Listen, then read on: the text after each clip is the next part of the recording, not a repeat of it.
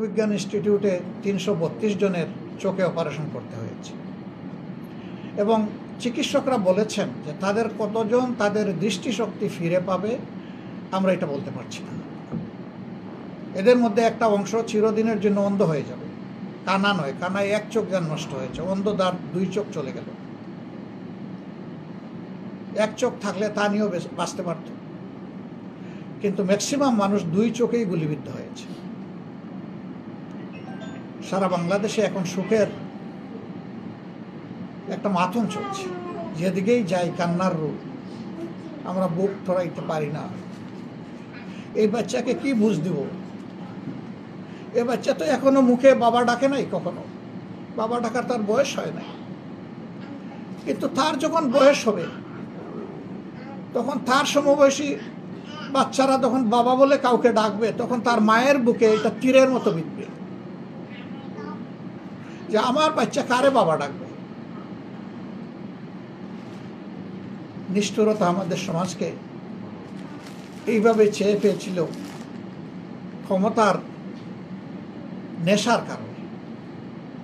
সেই ওনারা ক্ষমতা ছাড়লেনি, কিন্তু দেশটার সর্বনাশ করেছেন। আমরা দোয়া করি যারা মানুষের উপরে জুলুম করেছেন আল্লাহ তাদেরকে হেদায়েত দান করুন, আল্লাহ আমাদেরকেও কামিল হেদায়েত নসিব করুন। তারা যদি হেদায়েতের পথে ফিরে আসেন, তারা যদি আল্লাহর দরবারে তওবা করেন, তাদের জন্য সৌভাগ্য, জাতির জন্যও সৌভাগ্য। কারণ আর জাতি তাদের দ্বারা জুলুমের শিকার হবে না। তবে ইন্ডিভিজুয়াল ব্যক্তি যাদের তারা ক্ষতি সাধন করেছেন তাদের শাস্তি তাদেরকে পেতে হবে। ওইটা তওবার মাধ্যমে মাফ হয় না, ওই শাস্তি ভোগ করতে হবে, যেটা ব্যক্তির সাথে সম্পর্কিত। যাকে খুন করা হয়েছে, পঙ্গু করা হয়েছে, অন্ধ করা হয়েছে, এই অপরাধের বিচার হতে হবে এবং তাদেরকে শাস্তি পেতে হবে, যার যেটা পান। সাংবাদিক বন্ধুগণ, আমি কথা বাড়াবো না। আজকে এখানে 2 জনকে আমরা এখানে এনেছি, এইভাবে আমরা আনি না। আমাদের আনার একটা উদ্দেশ্য ছিল যে এই লোকগুলার মুখের কথা আপনারা নিজেদের দিলের কান দিয়ে শুনে যান একবার। নিশ্চয়ই আপনারা শুনতে পাচ্ছেন, আপনারা জাগ্রত বিবেক। আমাদের বড় আগ্রহ ছিল যে সবাই মিলে আমরা শুনি, আপনারা শুনেছেন। তাদের আকুতি আপনারা জাতির কাছে পৌঁছে দিন। আমরা আবু সাইদের বাড়িতেও গিয়েছিলাম, সে পরিবারটিকেও দেখার আমাদের সুযোগ হয়েছে। খুবই গরিব একটা পরিবার। এই পরিবারে আর শিক্ষিত আর একটা মানুষ নাই।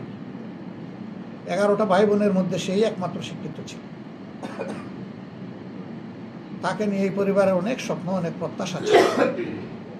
একটা নিরস্ত্র ছেলে অধিকারের জন্য দাবি করে, আশা করে বুক পেতে দিয়েছিল যে নিশ্চয়ই আমি নিরস্ত্র মানুষ, আমাকে গুলি করবে না।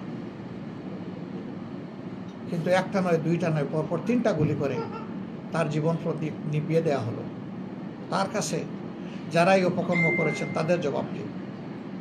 আমরা জাতি এই অপকর্মের জন্য, যারাই অপকর্ম করুক, আমরা জাতি হিসেবে লজ্জিত এবং ব্যথিত।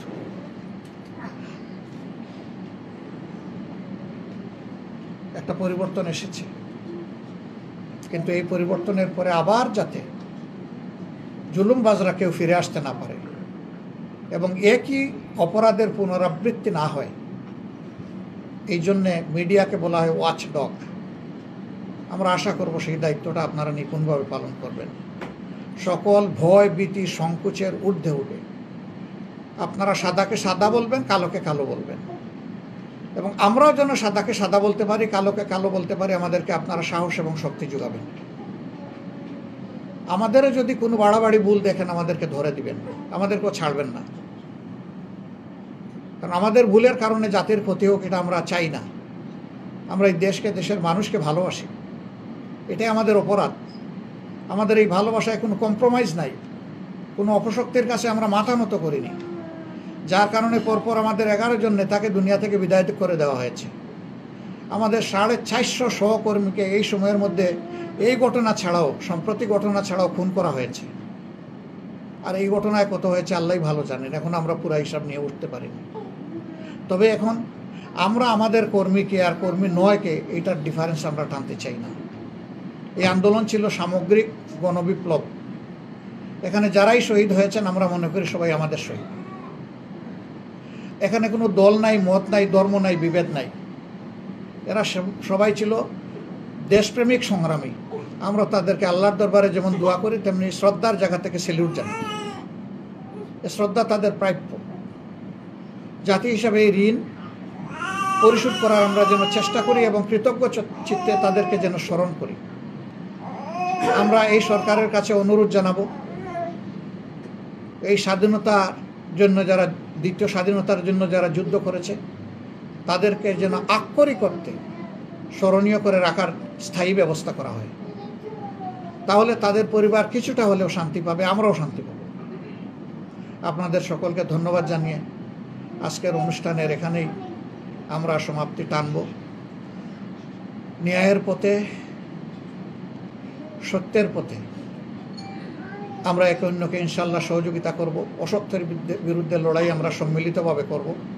আল্লাহ অসত্যের বিরুদ্ধে লড়াইয়ে জনতার বিজয় দান করুন, সেই দোয়া করি এবং সেই বিজয়টা হোক দীর্ঘস্থায়ী এবং চিরস্থায়ী। আসসালামু আলাইকুম রহমতুল্লাহ।